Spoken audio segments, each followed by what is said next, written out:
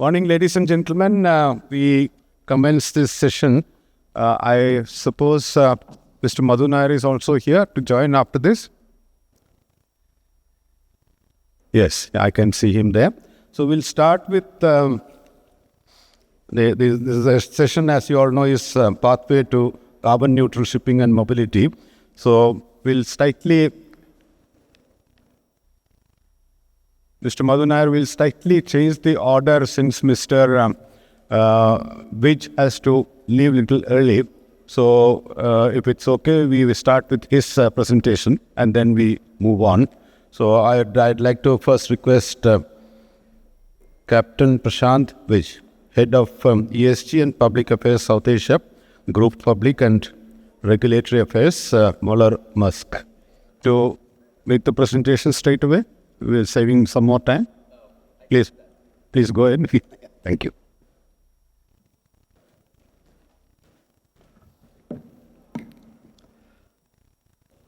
Good morning, everyone.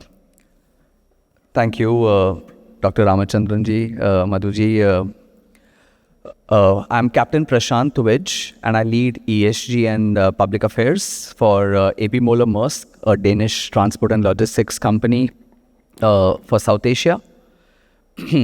And in the context of green shipping, I'll talk about the areas that we are focusing on.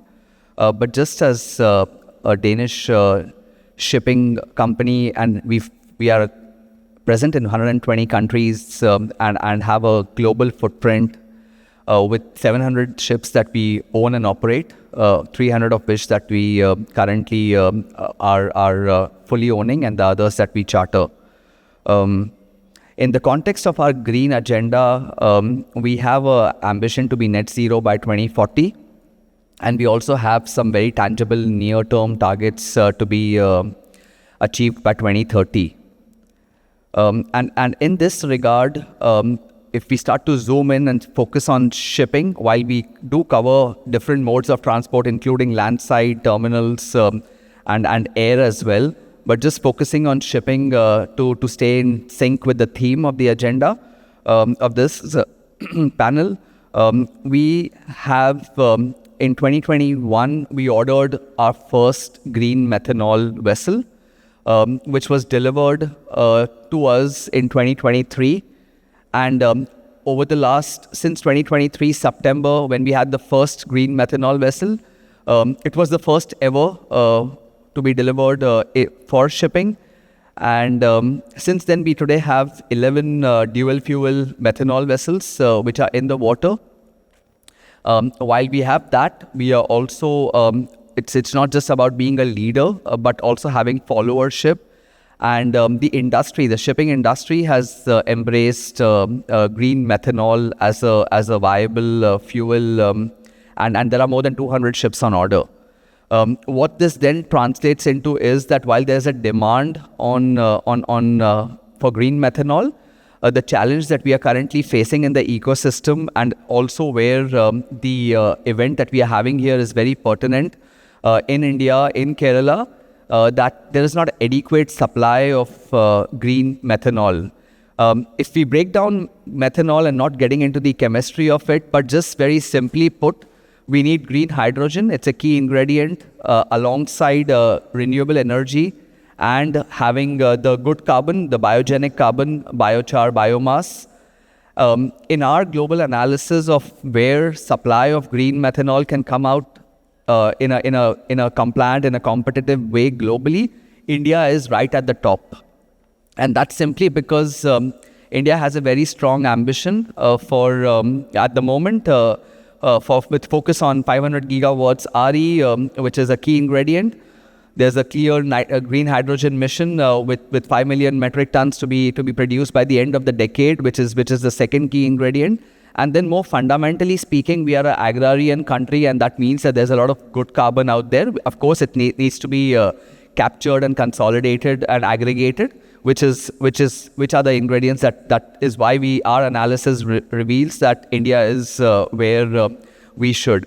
And then when we zoom in further within India, I think Kerala is again one of those states that are clearly a very strong proponent, but also with the Hydrogen Valley focus that we have at the moment, I think the stars are lining up very well to actually convert this into being a producer of green methanol, where we as Maersk in our humble capacities, but also more importantly shipping as a whole, could actually use green methanol coming out from our state of Kerala to actually contribute towards green shipping and bunkering, green fuel bunkering. So that's basically a very high level that I would like to touch upon. The other area that we are focusing on is very much in sync with how the Ministry of Port Shipping Waterways is looking at, which is about life cycle of assets. Ships have 25 years of life on an average, and we've been recycling our ships in India for a decade now.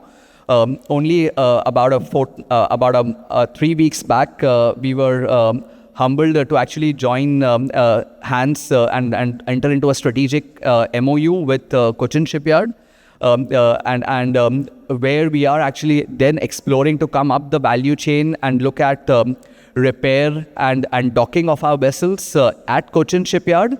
And then eventually the idea is also to actually partner and capacity and capability build, exchange expertise over the years, build trust and partnership. And eventually we would expect that our green methanol and other green fuel vessels could be actually built at CSL. So that's basically how we look at engaging with India across the life cycle of assets to make sure that we can up the building, repair, recycling in a green way, and at the same time in terms of bunkering and fuel. I'll stop there, and then I'll hand it over to you, Dr. Ramachandran, to take it further, maybe if you have a question or so.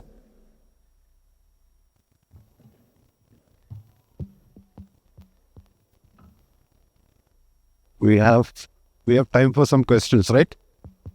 Yeah. So since Mr. Widge has to leave, we'll just conclude the questions part also to him now itself.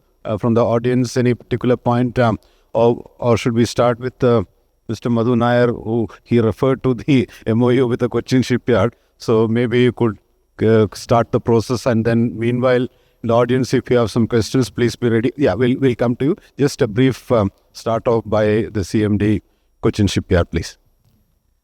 Good morning, Sri Ramachandran, my good friend Prashant from Maersk, and the audience here. Yeah,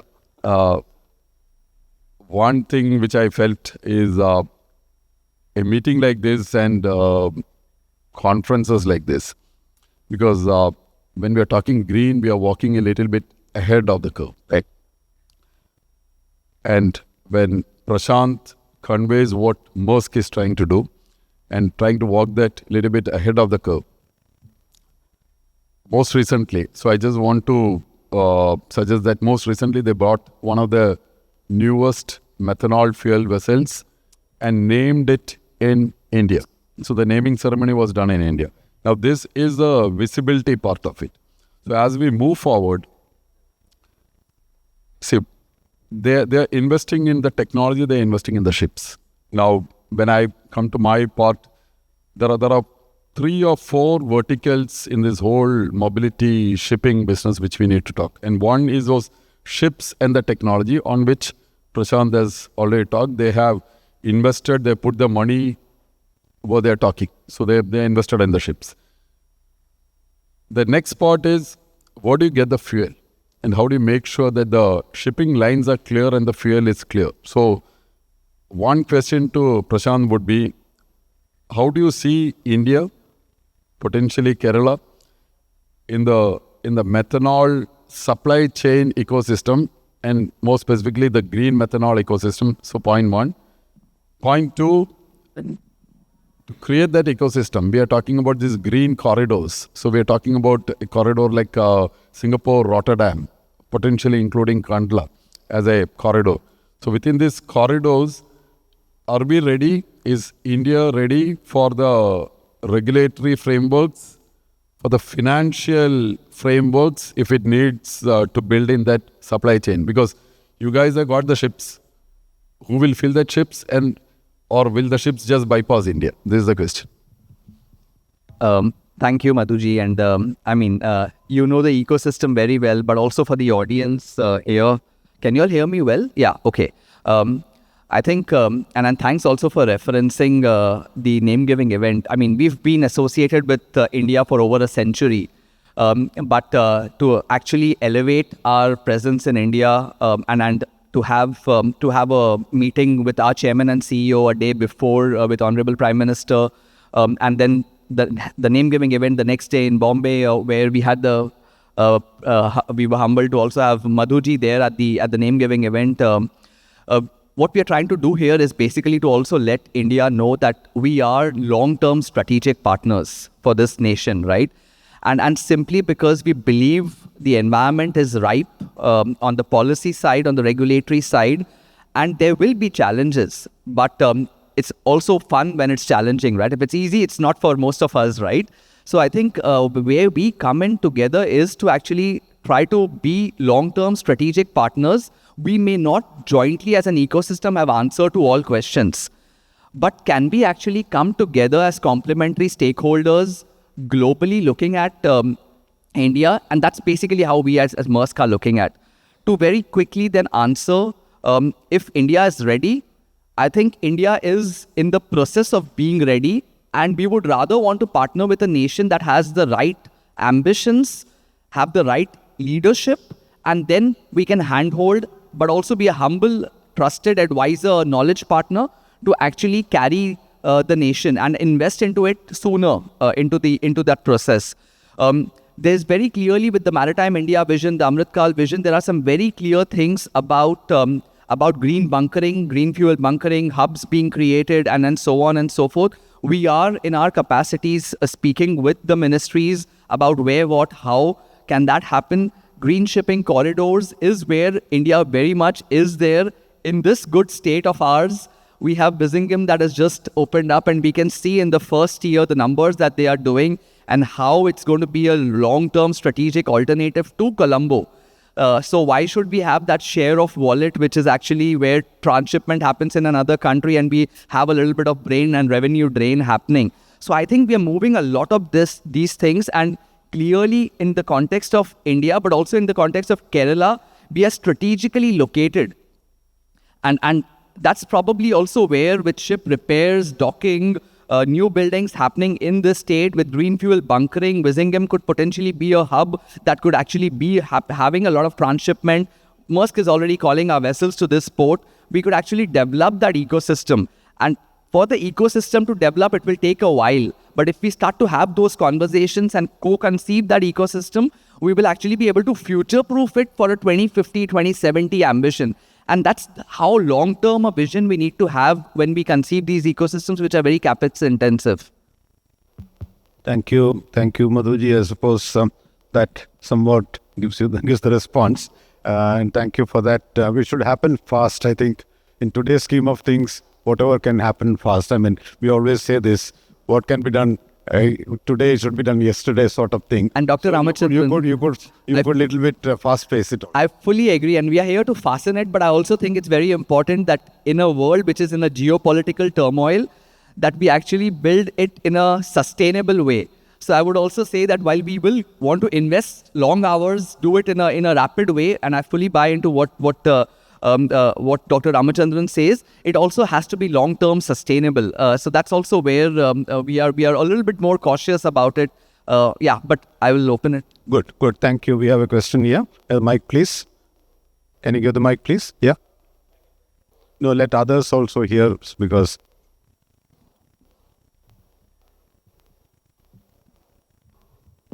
Hello.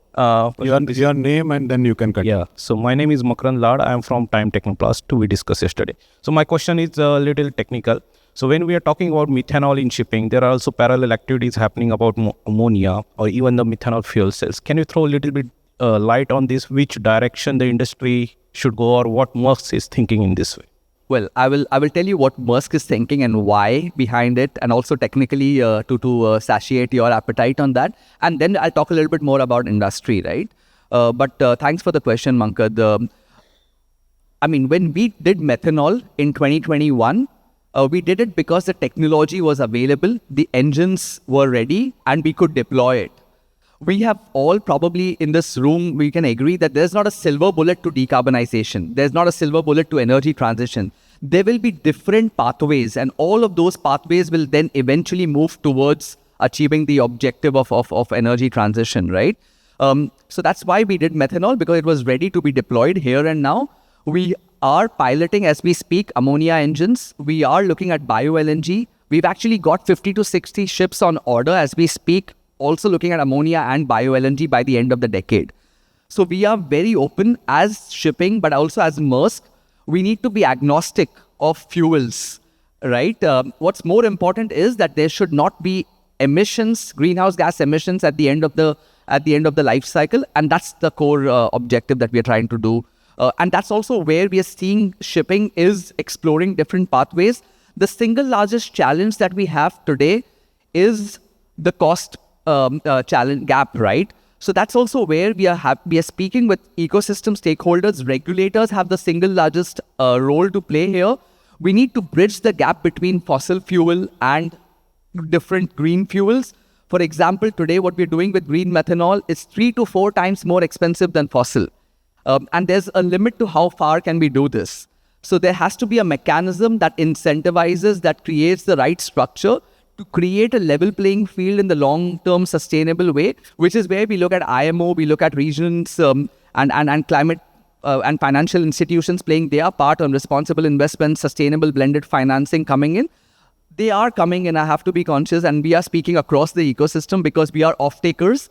And we are actually doing long-term offtake agreements, binding agreements with suppliers. So a lot of those who've been fence sitters, we're trying to tip them off and try to get them into action mode. But that's the only way we can catalyze, stimulate the ecosystem. Yeah, thank you. Question here, please. Yeah. Now, organizers, how much time do we have? I don't want to trespass into Mr. Madhu Nair. Yeah, 11 o'clock is your right time. So we have one question and then another question here. Then we'll see. Good morning, sir. I am Santosh Varsane from BPCL. See, you are talking about the green methanol. Presently, we are producing CBG, compressed biogas. At that compressed biogas, we will use in our conventional steam methane reformer. And as per the definition, if CO2 emission is less than 2 kg, for per kg of hydrogen production, it will be called as a green hydrogen. Whether this methanol, by capturing CO2 and this hydrogen, whether it will qualify as a green methanol if we plan. Second question is, if by capturing CO2 and if I use only grey hydrogen, whether will you like to take that kind of renewable methanol? That is the two questions I have. Thank you for the question, right? And you are the expert on this particular Q&A here as BPCL. But I just want to very objectively answer. The first one will qualify and the second one will not. And that's because of the shade that you're talking about here. But that's basically how we see it. Again, green hydrogen standards and so on, what we have in India, what EU has and what IMO is working towards defining, there is a lot of confusion, but I firmly believe that there's confusion before clarity. So there is work in progress on standards being defined globally, because as a ship owner, we don't want to get into those discussions because we're not the ones who are defining that, but we are the off-takers, and we believe that in the way you described it, it should be compliant. The first option, the grey hydrogen immediately kills the green discussion. So I'll just conclude it by saying that. So, coming to the question, and I'm going to address the same question from what you generated just now, the cost of methanol. Now, the entire business of methanol production in India is based on the electrolyzers and the level of your hydrogen requirements that are going to meet it. The CO2 that comes out right now that's required, and if you want to go, you have to create more and more of green CO2 as well, so that you can get a mix of the best in the country. There is no methanol technology on the table unless you start combining the existing availability of CO2 in the green form in India, along with natural gas based, as well as, I would even go to the extent of saying gasification could be a very good route. If you don't have these two, your price is always going to be sky high. Having come from Methanex and telling you about our experience in Canada, in Red Deer, where we were based, and also one of the largest methanol plants that came up in New Zealand, we built it as well. I can tell you very clearly, your cost is never going to come down in India unless you answer that. There is a route, there is a possibility. Okay, to the question, please. What is the point? What is the point here? I got his question, but I also think, it was more an exchange. Question. The last part is that, yes, there is another route, the ethanol from, biomass, and for which, of course, we are going to be challenged with biomass too. What is it that the government of India is doing towards addressing the issue of creation of biomass, which is going to be instrumental, whether it is gasification, except for natural gas, of course, or for ethanol production from ethanol to hydrogen. So I'm very confused here because India doesn't have a strategy on biomass. And if that is addressed, I think you can have a solution. What is the plan of the government of India with respect to biomass creation? Yeah, but thank you. And I think you make a lot of pertinent points, right? Also in the global landscape and with your experience. But I think India at this point is, I wouldn't say we are confused as India. I would say that we are working towards clarity. If I may, he will bring in his observations, but a pointed response to that would be given by Mr. Madhu Nair when he takes the floor. Because you asked, what is government of India doing? I don't know, unless you want to be the spokesperson of the government of India. But please continue, please complete. Yeah, but I would just, while Madhuji answers that in a little bit more detail, I'll just mention that there is significant work happening on the government side in this regard. And there are several studies that we are aware of which are work in progress. Yes, we don't have answers to those questions and it's not out in the public domain, but there is work in. And when it comes to competitiveness as well, right, I also agree to the point that you mentioned that on day one, India may not be competitive to A, B, and C. And I also think it's not completely fair to actually be able to make that comparison and be competitive on day one. It's more about the journey and working out the unit economics, the economies of scale. I think eventually we'll get there. Where, what, how can others also chip in into the ecosystem than just the government, the regulators? How can we play our part? In the way we as Maersk and expect shipping to play is, let's play our part, be more proactive, approach with an open mind, try to take the challenges on an ecosystem which may not be directly ours, but actually try to see where, what, how can we stimulate. So that's how we are approaching this.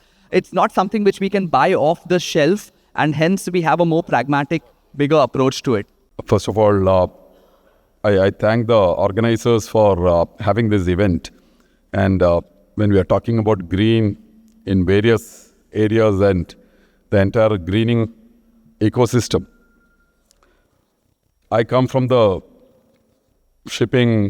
shipbuilding space. And what we are talking today is the aspect of carbon neutrality for shipping and mobility.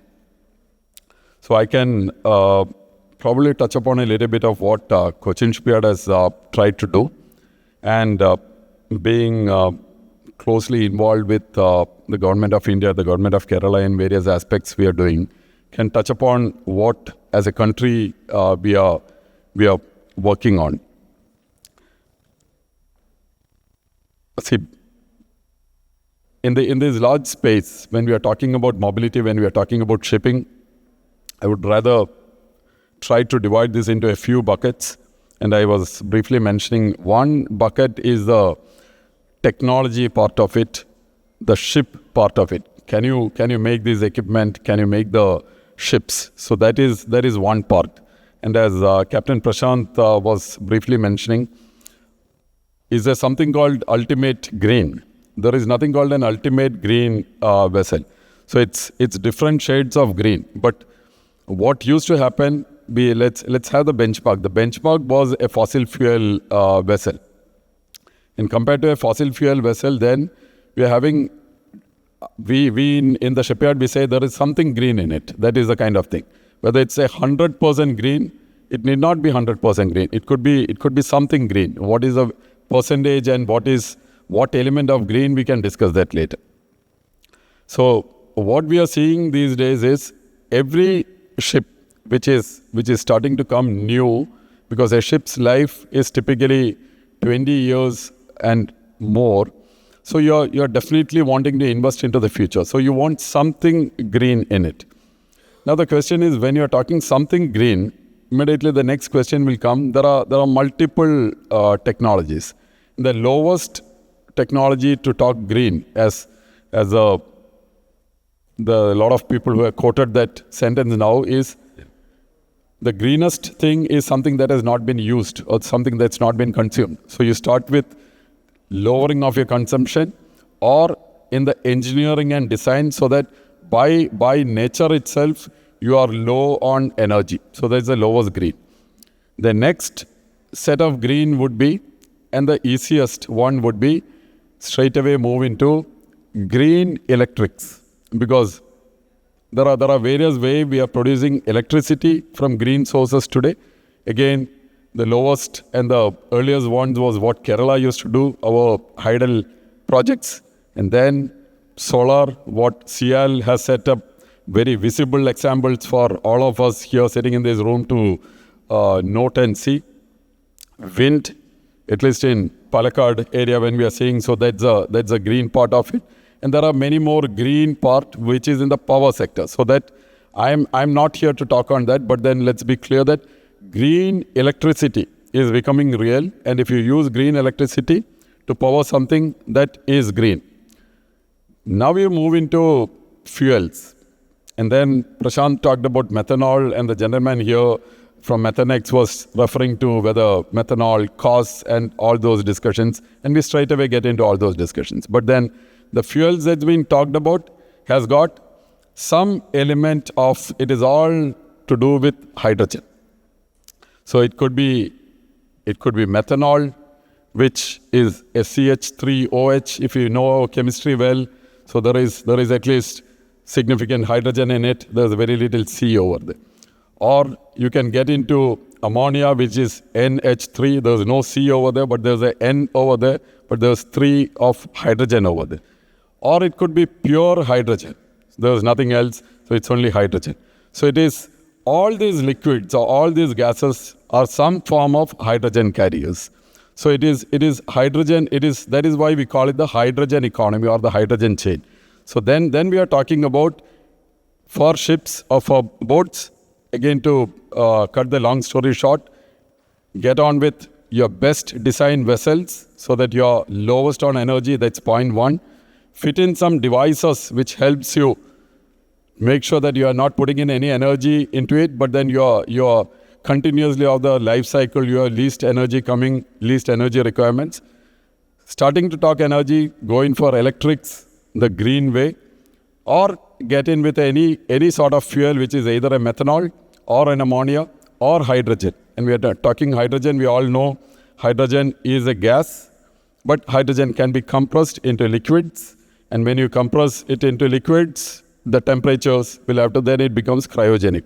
So hydrogen, when we are talking hydrogen, straight away we can talk gaseous hydrogen, or we can talk cryogenic liquid hydrogen. So these are what is floating around today. You talk about, again, go back, talk about the electrics part. It's not like you switch on something and then the electricity flows into it.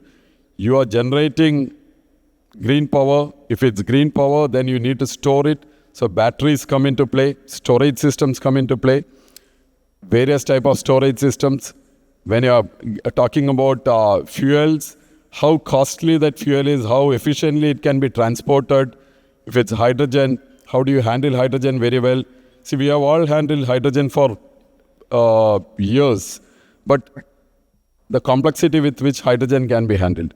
We all handle methanol. Methanol is by far the second or third largest chemical being transported worldwide. So methanol has been handled. Ammonia, people like, I can see Ramachandran, Dr. Ramachandran, Nair, fertilizer expert sitting here. Fertilizer, ammonia has been handled to produce urea and other things in the industry for long.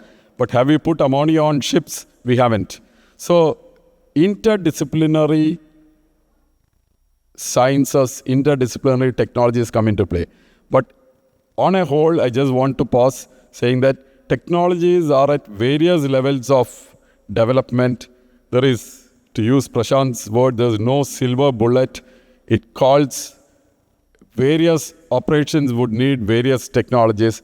And then the profiling, for example, I always say, I have a picture in some of my presentations. Long time back, we were all absolutely green. If you look at the small Vallangal in Kerala, it was totally green.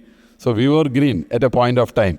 And now if you look at vessels, so if you need a vessel which is to just cross a small lake in Kerala, or if you want to do a boat which is to do a run in Cochin, you need a boat if you have to do a run from here to Alappuzha. Each one is a little bit different. So we would categorize vessels as extremely short run. Then we will categorize it as near coastal. Then we will categorize it as coastal. And then the high sea ships. So if we categorize into these 4 categories, each one of these may have a different philosophy and a different combination of fuels or options that's needed. But by and large, technologies are getting mature. Cost levels at various levels, but technologies are getting mature. So there is a technology and the ship part of it. Technology and ships. Somebody like me, coming from a shipyard, boat building, shipbuilding, I can stop at that. Because then the question is, if it's electricity, is it my baby? No. Electricity should be a power DISCOM's job. Fuel. I heard the gentleman from BPCL talking. Fuel must be, and today, till now, we had the IOCs, the BPCLs, the HPCLs of the world. The NTPCs, the name was what? National Thermal Power Corporation. And today it is called NTPC Limited. They changed. Shell has gone global and has told that Shell will be an energy company. So that transition is happening. Oil majors of the world, while I'm not here to say that fossil fuels will not be here, fossil fuels will be here, but oil companies, the large oil companies, oil majors are transitioning to energy companies. So where the energy will come, how the energy will come, who will handle it would be the energy companies of the world, the old energy companies of the world, which is oil majors transiting into energy companies, or a newfound set of players coming in with the energy. So that is the energy companies of the world. Again, I won't get into it, but this is happening. The third part would be, as a country for India, for Kerala, policies and financial structures to make sure that the supply chain, because if you have a technology and a ship, you get the fuel, you get the supply, whether it's electricity, whether it's ammonia, whether it's methanol, whether it's hydrogen. Each one may not exist together. So then comes a combination of locations. So what has happened within the government of India now is there are few large policies under the National Hydrogen Mission, which is the overarching mission, under which within the Ministry of Port, Shipping and Waterways, 2 large programs are being driven. One is called the Harit Nauga project, the Green Vessel project. The other one is a Green Tug Transition Program, the GTTP. The Green Tug Transition Program is potentially the largest harbor tug transition program in the world. People haven't believed it. The Green Nauga also people haven't believed it. So first and foremost, for me, I come from a point where we have to believe. And we have to believe much ahead of the curve. We in India, we have actually gone, many times we have said, we have been followers because we haven't believed in ourselves. Unless somebody else in the world does it, we feel we can't do it. That time has changed. And I want that change and that feel to come in from this city of Cochin here with the Cochin Water Metro, where we have been very much part of it. A lot of people give credit to Cochin Shipyard for the Cochin Water Metro, but I give credit to the people who conceived Cochin Water Metro. We have been part of it. And that came from the Cochin Metro Rail Limited and a set of people who conceived the Cochin Water Metro. But what is the Cochin Water Metro? The Cochin Water Metro is the best in the world. There is not a single other city of this size anywhere in the world which has got this kind of an ecosystem. We are talking already 23 vessels. We are sorry, we are a little bit delayed, set of reasons, but 20 vessels in the water.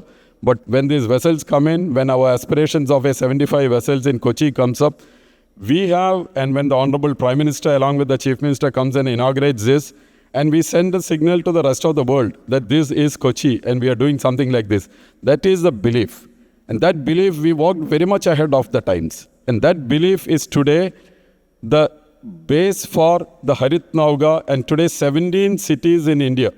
We are talking, the Inland Water Authority of India is talking, we are involved in those discussions. We are trying to see whether we can replicate, not exactly, see, Cochin Water Metro was for Kochi, but can we replicate similar things in other riverine ecosystems, lake ecosystems in India? And one of those cities being discussed by IWI is Alappuzha. But that belief becomes very, very important. So the government of India set up very clear urban water mobility ecosystem thought process. People like the ADB, the World Bank, states, it will always be a center state, multilateral institution supported schemes. But I bet that such things will open up. But again, I always say, many people ask us, how do you build this boat? So I said, it's not about boat building, it's not about vessel building. There are people who question Cochin Shipyard, who say that, is it Cochin Shipyard's baby to come and do this small boat and somebody else should be doing it? I again beg to disagree, because this is a piece of technology. This is a very, very high-end piece of technology. And we are trying to create beliefs which has to be taken forward. It's a full ecosystem being developed. From that, we moved into hydrogen. We set up, along with the friends from KPIT here, the belief again in India. Oh, can India do a hydrogen fuel cell? Can we integrate a fuel cell into a ship and create it? Yes, this is a CSIR core technology, KPIT expanded, Indian fuel cell developed, deployed by Cochin Shipyard in Kochi and now in Varanasi. 160 hours of vessel operations have been undertaken. The vessel gets certified this month for further operations. There will be many more vessels of such type which gets ordered. But again, this is proof and this is belief. But is the hydrogen coming in cheap? The answer is no. I say that the hydrogen is not my baby. The hydrogen is somebody else's baby. When somebody like Mukesh Ambani says that we'll deliver hydrogen at $1 a kg, I believe it.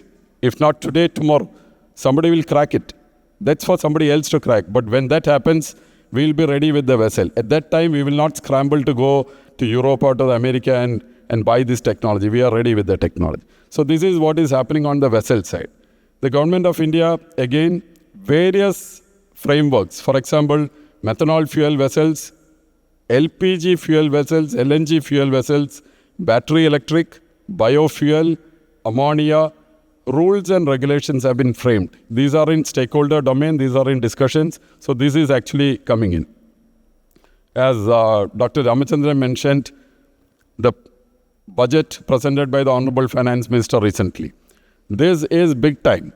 If in India there is a 30% support which will come in for a full green vessel, a maritime development fund has been created which can actually support vessel building. Multilateral funding is being discussed, and I am part of many of those discussions where an ADB, World Bank, the World Bank's associated banks, or even funding like what we are getting for the Cochin Water Metro would potentially be possible for such things. So I think we are on good track. And the last point is a scenario creation. And this is worldwide what they call shipping corridors.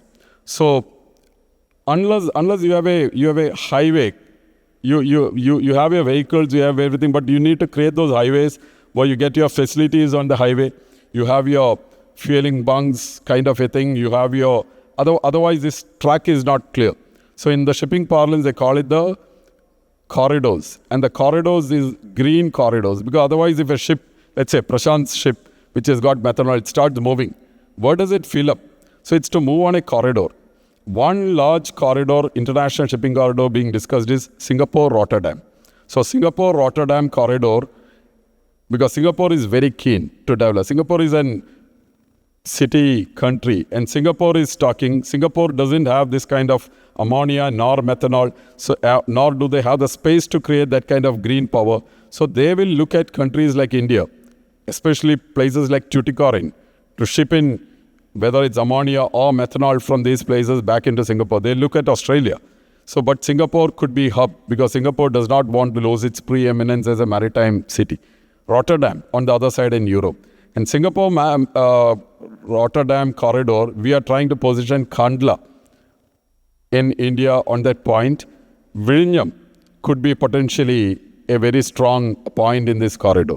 This is the international shipping corridor. India, along with the government, various arms of the government is trying to play its part to make sure we are part of this corridor. Second one is a national corridor. And the first national corridor being talked about is Kandla, down south, Tuticorin, touch Ennore, and all the way up to Paradip. So this is a national green corridor being talked about. And in this national green corridor, we can push in a lot of coastal vessels because, see, Vizhinjam, when we get those mother vessels, when we get those big vessels, today Vizhinjam is talking international transshipment, but tomorrow Vizhinjam will talk Indian EXIM. When we are talking Indian EXIM, one of those 20,000 or 20,000 TEU vessels coming in, to evacuate it, you will need feeder vessels. Those feeder vessels will be coastal. Those feeder vessels, if it has got some green or largely green, and that green is across the green corridors, this will move in a big form forward. Come back to Kerala, the visible part, the Cochin water metro. I see today KPIT, BPCL and CL delivering the hydrogen fuel cell bus in Kochi. I bet and I wish 4 or 5 boats, 10 or 12 hydrogen vessels, a few electric vessels. Kochi could be a very different city. Cochin water metro, Cochin rail metro, Cochin international airport, the port doing well, the shipyard doing well, a transformatory ecosystem, a city of design. Sri Ramachandran and others trying to bring in the Kochi International Foundation, a lot of things. I think this is how a state or a city elevates itself.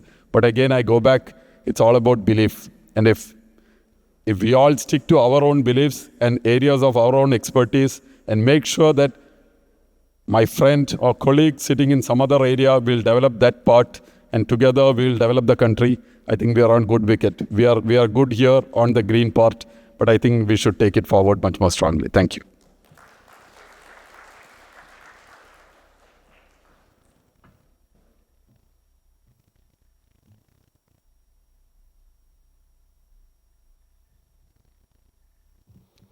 Thank you, Sri Madhu Nair.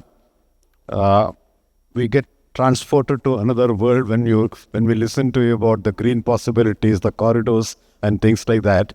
And I believe him 100% because this is one place, one coast, one region where there is so much of potential and which can give leadership to the country. As you rightly mentioned about the water metro, Kochi Shipyard actively supported it. Now I believe there is interest in different parts of the country as to what is the potential and possibilities. To go back to my old days in the urban transport, the mobility issues used to come up and we used to try to promote water metro wherever possible. It's not possible everywhere, but where it is possible. Similarly, in Kerala, the inland water route, reducing the pressure on the roads, activating the inland water route like you talked about, the green corridor, the national waterways corridor. And then I'm glad you referred to this Singapore to Rotterdam and what part we can play. I suppose these talks give opportunities to youngsters, particularly entrepreneurs, particularly to look at the possibilities and get into the area. There is that potential and that is what is important today. Gone are the days when people like me used to look for jobs, assured jobs, job security and things like that. These are the exciting areas where there is potential. He referred to oil to energy. Probably these may not be referred to as just oil companies. There will be energy companies bringing about another scheme of things as far as our life is concerned. I don't want to get into another speech, but there will be some questions for Mr. Madhu Nair. Any hands going up? The mic can reach you. Please.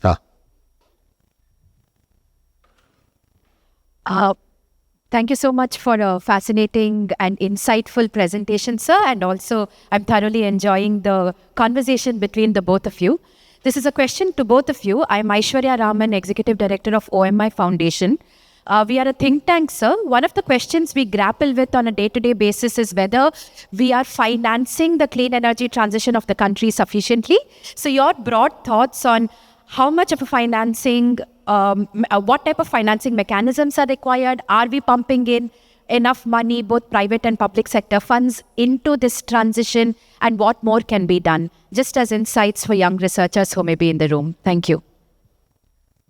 That's a very pointed and very pertinent question. See, this transition has to be financed. This transition has got a cost.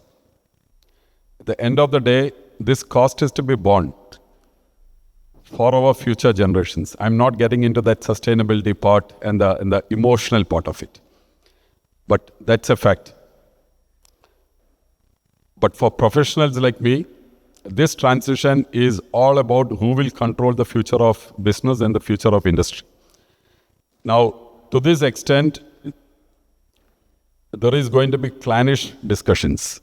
Every country, while we will all talk from a larger emotional for the next future, for our children kind of discussions, privately, there will also be hardcore discussions on the money part of it.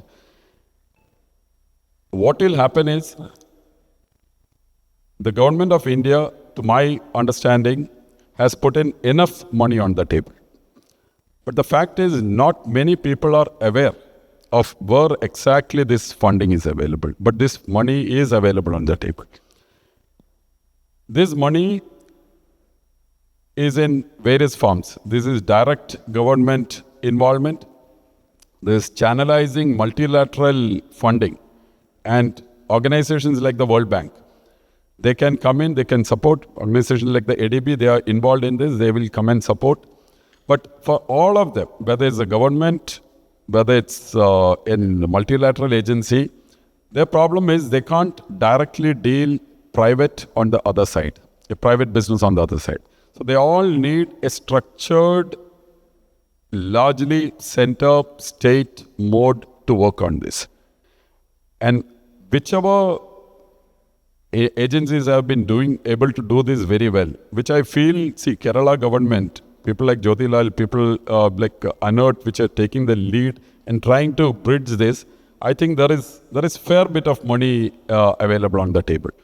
But I think much more needs to be discussed, the frameworks needs to be evolved, and much more cogent relations between the organizations of the state and the center. Because one part which I've heard during discussions, let's say an organization like the World Bank, they are very clear that it is definitely not 100%. Because the buy-in has to happen. If the buy-in is not there, they are simply staying away from this. But if the buy-in is there, there is significant impetus. For example, I can tell you, a state like Assam and the efforts they are putting into inland waterways and the kind of effort they are putting in, it's fabulous. But the kind of effort the officials are taking, the kind of money that is being brought in, it is very good. So in a nutshell, the money is available, but maybe the frameworks needs to be understood better. This again, I go back to belief. I can be very clear in my discussions with very senior officials of organizations. Sometimes I get wonderstruck. Why are they not believing? Because they are not believing because they still feel it's fossil fuel. They still feel it's fossil fuel and they feel that this is probably 10 years, 15 years down the line. My term or I am involved in this business for the next 10 years. This is practical.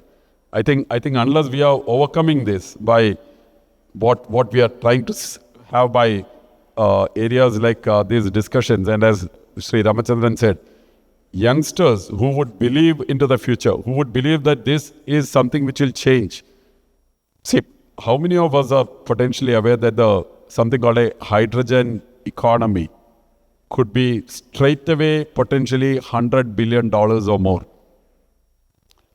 We are not aware. We are not even aware of the complexities. But people who have touched that, people who have moved it, it's going to be difficult, but we can move forward. But the money is available on the table.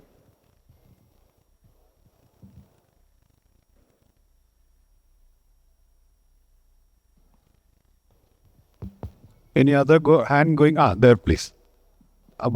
First there and then the gentleman here. First there. Thank you, sir, for the wonderful presentation. Sir, myself, Raufik, I'm a Chief Manager there in Gas Authority of India Limited. Sir, my question is, in India, we have ambitious plans for hydrogen adoption under National Green Hydrogen Mission. However, are the current rules and regulation in India adequately supporting hydrogen generation, storage and transport? What policy gaps still we need to be addressed? There are significant initiatives that would be needed. We would largely be with PESO regarding the rules and regulations. Rules and regulations are coming up. Even storage of tanks, we don't have Indian high pressure tanks being created. Cryogenic, yesterday I was very happy to see gentlemen from Inox coming in. They are around the corner to get the cryogenic tanks getting certified. But people like GAIL, I think you handle gas for long. The belief must be created by people like GAIL. I feel we are generally good. See, when Cochin Shipyard wanted to do a hydrogen vessel and we had to handle hydrogen, it's been difficult, but there have been experts who have supported us, and we have actually created this, including the refinery here, helped us with a lot of efforts. So rules and regulations will have to evolve in gas storage, transmission. Again, we need one or two of those large locations. For example, I'm pushing for Varanasi now. Why Varanasi? Varanasi has got visibility due to a set of reasons. We have put in one hydrogen vessel, potentially another 4 hydrogen vessels will come there. So 5 hydrogen vessels. But 5 hydrogen vessels, I need only 200 kgs a day. You put in another 15 buses, like the one commissioned yesterday here. 15 buses, 5 boats will be about 1,000 kg per day. It calls for one good dispensing unit kind of a thing. We create 5 or 6 cities like that. Leh, we are talking about. If Cochin can be with BPCL and CL joining hands, Cochin could be one such city. But we need to create that visibility. And when that visibility comes in, people like GAIL also backing it up. 4 or 5 large examples, then I think we are moving forward.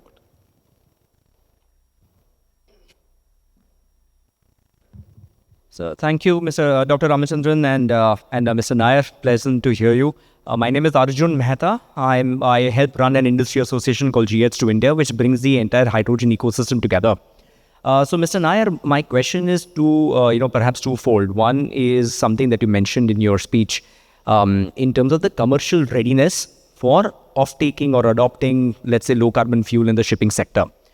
You mentioned, Mr. Nair, that Cochin Shipyard or other companies in the shipbuilding space, or even fleet operators, for instance, would look at consuming low-carbon ammonia or green ammonia, low-carbon methanol, etc.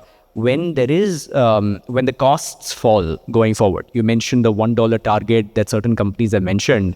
But in terms of your willingness to voluntarily take up low-carbon fuel, would you take it up despite the cost gap being there today, or would you look at, let's say, the point of inflection where the costs fall at a certain time in our near future, and only then look at off-taking in large commercial quantities? So commercial readiness is point number 1, sir.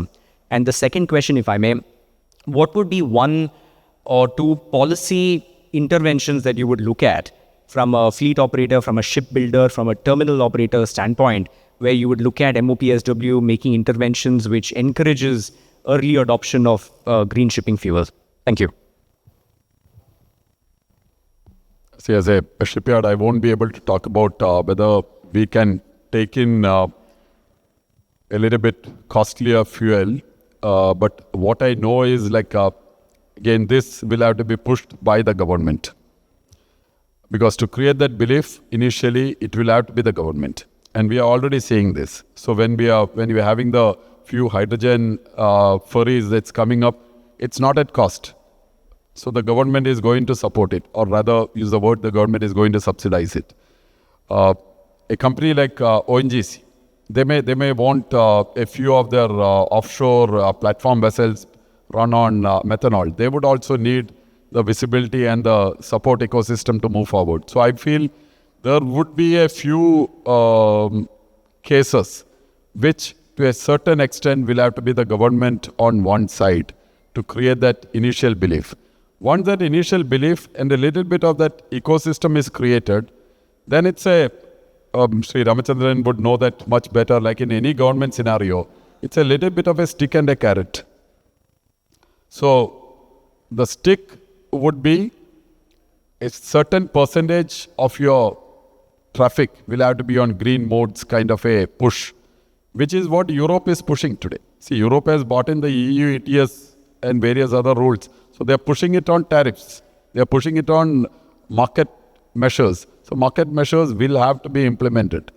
But before you implement market measures, because otherwise it will go and impact the trade. Before you implement market measures, you have to be reasonably clear that your corridor is clear, things are available, then you can push.